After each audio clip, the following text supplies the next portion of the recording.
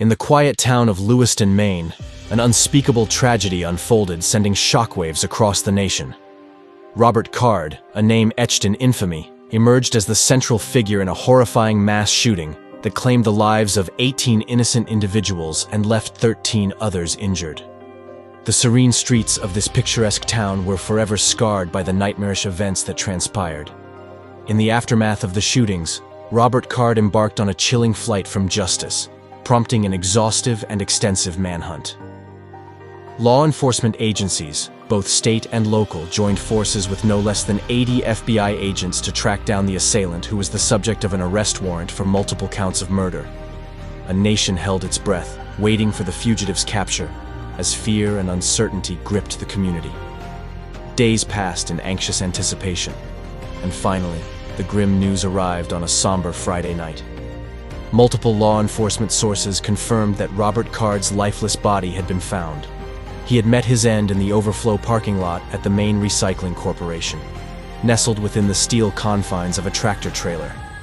The discovery, however, would not escape controversy, as it was revealed that previous searches had overlooked this concealed location. Questions emerged, casting shadows on the trajectory of Card's life and the investigative process that had led to this fateful moment. Card, at 40 years of age, hailed from Bowdoin, Maine, a town nestled near Lewiston. But he was a man shrouded in darkness. Standing at 5'11" and weighing 230 pounds, his physical attributes were dwarfed by the ominous complexity of his life. Records unveiled a history marked by mental health issues, hinting at the profound struggles that had plagued his psyche. While the investigation unfolded, chilling surveillance images emerged, offering a glimpse into the mind of the assailant. These haunting photos captured Card wielding a semi-automatic rifle with deadly intent, showcasing a mastery of weaponry and an unsettling degree of preparation. It was evident that this was a man who had methodically planned his reign of terror and possessed a chilling familiarity with firearms. The unfolding narrative took a sinister twist when it was disclosed that the first individuals to identify the gunmen in the photos were members of his own family. This dark, familial connection added layers of complexity to an already perplexing case. Card's life history was characterized by gaps and uncertainties.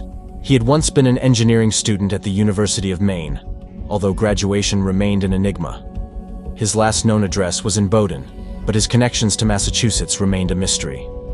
The manhunt extended beyond state lines, with law enforcement agencies stationed at borders as a precaution. Robert Card's military service in the U.S. Army Reserve granted him access to military bases through his active military ID, but his path was far from conventional. He enlisted in the reserves in December 2002, serving as a petroleum supply specialist without combat deployments to his name. Despite the turmoil in his mind, he had accrued several awards for his military service.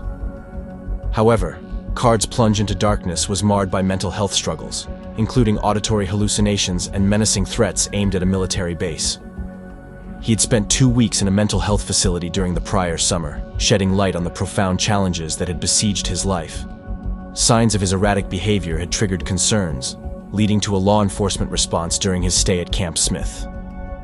A disquieting image of Card emerged from his cousin, Michael Mercier, who described him as schizophrenic.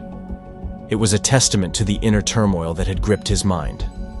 The firearm employed in the mass shooting was described as an assault rifle with an extended magazine and scope, yet its specific brand remained an enigma. Notably, the firearm found in Card's abandoned vehicle had been acquired through legal means. The course of the investigation unveiled a trove of firearms recovered from his residence, further underscoring the depth of his obsession with weaponry. Amidst the tragedy, the yellow flag law, designed to temporarily seize firearms from individuals posing threats to themselves or others, came under scrutiny. While present in Maine, the activation of this law necessitated a complex two-step process involving a judge and a medical provider.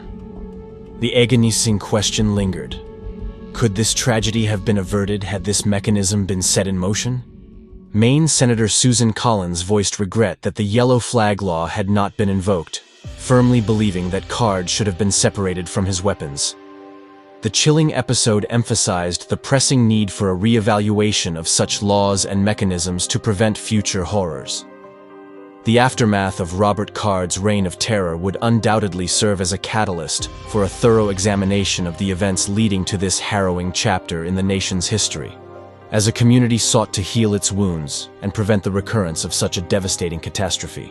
In the wake of this chilling narrative, we are reminded of the importance of understanding the complexities of mental health and the need for effective preventive measures.